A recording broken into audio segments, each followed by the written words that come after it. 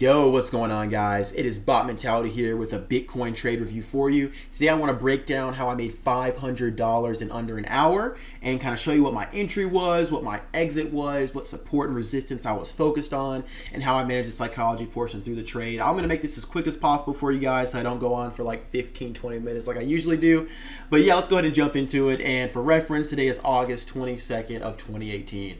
So let's go ahead and jump into this here first, guys. And let's see, the first thing I'm going to draw here is this equilibrium pattern. That was the main decision maker for me and what caused me to go ahead and set my order out there in the market in order to stop by to catch this Bitcoin parabolic / short squeeze we saw from the 6,400 range all the way up to this almost 6,900. We topped out there around $6,890. So let's go ahead and see. All right.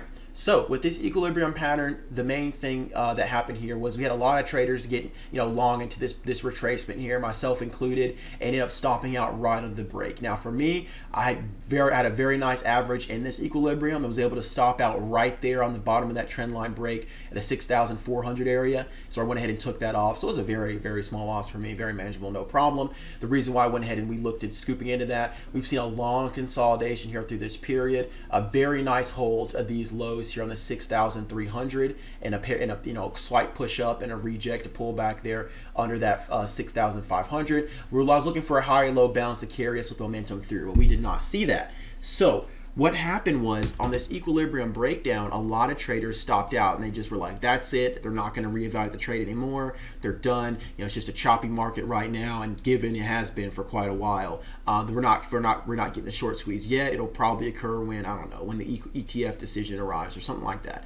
So a lot of people got stopped out and just didn't revisit the trade. On this equilibrium breakdown, we saw a large short interest opened up. That's what fueled this retracement. But what people weren't expecting, and I think and this was the one thing that I took from this trade that led me to go ahead and set that order, was the fact that we saw such a strong reclaim here in the $6,280 level. After that equilibrium breakdown, just due to the length of consolidation, how long we've been sitting here on the how long we've been sitting here on the 4-hour chart just in this consolidation, that equilibrium pattern is what we were looking for to break out upwards. We had a high set here, low set here, higher low, lower high, and it just kept narrowing. It looked like we were about to go ahead and get that explosion. When we did not see that, a lot of bulls were demoralized. A lot of traders were as well.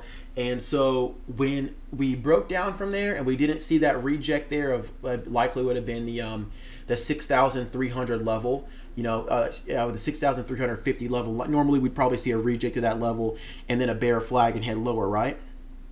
Potentially towards that $6,150 area, towards 6,000. When we did not see that, and instead we saw this quick reclaim of those $6,250 lows, and no one had to push up and got back above that 6,400 level, that was a pretty big deal. I was like, okay, wait a minute. The bulls are not done here. When I checked the Bitfinex long and short charts, again, the breakdown was all shorts, right? So shorts increased their positions, but this curl wasn't short covers, is mainly longs going ahead and jumping in and rescuing those lows. So when I saw that, I said, okay, we are not at the game yet. We instantly reclaimed, we're back in the trend. So once that happened, guys, I went ahead and cleared my chart off, went ahead and set a stop buy order there at the 6,500 because I knew that would likely be the volume would come in once we saw a break of that level. If you look back here in the past, look at all these bullish volume spikes. None of them were nearly as high or as significant as what we got on this break to the 6,500. That was the first sign. The second sign, of course, was how quickly we recovered from that yank right there, guys, from that pullback. That was the factor for me. Of course, in the event that we stuffed, I had a very close stop on that because I went ahead and threw some pretty good size on there at the 6,500. So I went ahead and logged in there.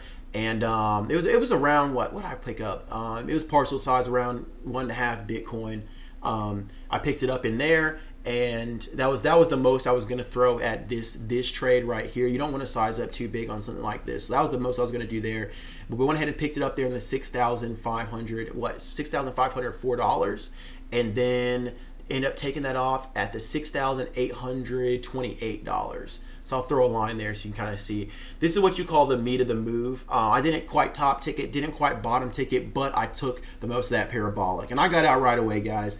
Once I saw that daily resistance hit the $6,800 level and then we broke that, I was like, all right, we have become officially extended, overextended. I'm going to go ahead and take this off the table, which, as you can see, was a great exit because I exited right there at the top of that parabolic. And look where we're at now. Nothing but downtrending, and then we saw the snap. Now, there's a lot of news that goes into that. I'm going to cover that in another video and how I'm going to trade this pending ETF decision coming up here within the next 24 hours. I'll go into that in a different video. Today, I just want to kind of show you my entry, exit, what my thought process was, and what I looked at. And honestly, guys, that was pretty much it. I think the last thing I'll touch on here before I end the video is the fact that one thing you need to pay attention to is how many times we hit a particular level. The reason why, you know, in previous newsletters and, you know, we've been talking about it in the chat room a lot, and in prior videos, I talked about that 6,500 line in the sand. The reason why I chose that level is if you just look at how many times we've touched this level in the past, so many times, guys. You know, we had to touch here, we had to touch right here, we topped out a little bit on it right there, we had to touch right here, we had this whole consolidation period right here, we rejected the 6,500 level here and here. So many times we touched off that level. Now, you know, the 6,600 levels when things really got exciting, right? But if we move this up to 6,600, you can see there's really only 3 clear times, you know, 1, 2, 3, where we touched that level. So the 6,500 was really where the majority of the resistance lines were being broken, and most people were focused for the move up. So that's where I set my order, guys. Of course, for those people who set orders over the 6,600, you know, you definitely caught that as well. You just weren't able to capture as much of the move. So that's pretty much how I took this trade, guys. As far as my risk, I would have, as soon as we rejected the 6,500, if we would have popped up to about, you know, 510, 520 and rejected, I would have took it off just probably like 480, 475, something like that. Maybe I would have waited to the break of that prior 30-minute low there at 6,440, but most likely I would have took it off sooner. So that's pretty much it, guys. I think that covers everything I was focused on leading up to the trade. The main factor, again, being that reclaim, and then how many times we touched on the 6,500. There was a high probability we'd see volume come in. The short squeeze would contribute to that, and that's what we've been focusing on here for the past couple days. So that's it, guys. Remember to continue to stay focused. Remember to control your emotions, guys, and to trade like a machine. I am out of here. Deuces.